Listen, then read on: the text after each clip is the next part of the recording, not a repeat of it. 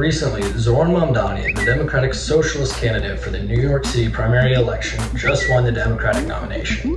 He will most likely end up being the mayor of New York City. And to celebrate this, I posted a video to Instagram, captioned, "Sorry Tankies, but the Democratic Socialist gets the girl." Let's make the most of the night like we're gonna die. Young heartbeat to the beat of the drum. Oh, what a shame that you gave with someone. So now, I knew this was going to be provocative and maybe a little reactionary when I posted it, and I expected quite a bit of internet lashback from Tankies. And don't worry, I did.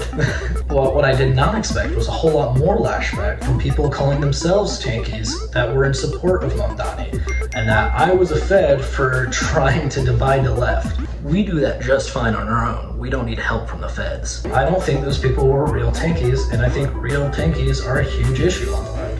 And to play that all out, let's go ahead and try to define a Tankie first. In the modern era, I believe that a Tankie is someone who is constantly posting about how awesome North Korea is, or how base Mao Zedong was, or how dope Joseph Stalin is.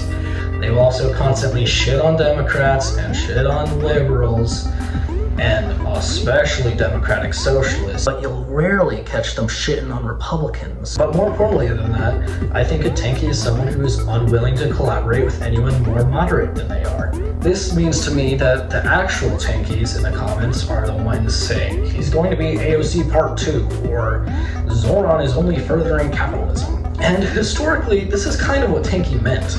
In 1956, the Soviet Union tried to suppress rebellion in Hungary. The Hungarian Revolution originally started from students proposing that Hungary be free of Soviet control and that they should democratize the nation. The Soviets ended up detaining these students, and when the students were in jail, a huge crowd gathered around demanding that they be released.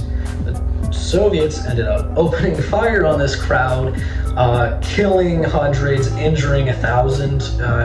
Numbers are estimated back then, of course. As a result of this, a 12-day firefight broke out in Hungary, and the Soviets employed the use of tanks to suppress this rebellion. Ultimately, this whole thing ended up displacing 200,000 Hungarians. So as you can imagine, it was a pretty divisive issue on the left, and specifically communist parties. Even more specifically, the Communist Party of Great Britain, or CPGB. More authoritarian and pro-Soviets within the CPGB thought it was a great idea. They completely supported the Soviet Union rolling tanks on these crowds.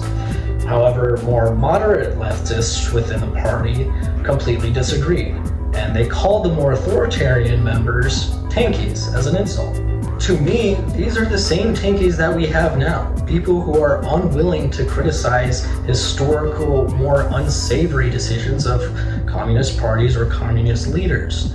And they won't even criticize modern communist stations like North Korea. But don't worry, they won't waste a second criticizing Democratic Socialists, liberals, or people like Zoran Mamdani. And to me, the Tankies criticizing Zoran Mamdani for not dismantling capitalism immediately are just as much of a hindrance as conservatives saying he's too socialist. And I hear everybody in the comments saying, well, we need to have unity right now more than ever. I couldn't agree more. But these Tankies, the Tankies I'm talking about, don't want unity with you. Sorry for woke posting on Maine. That is all. Thank you, everybody. Goodbye.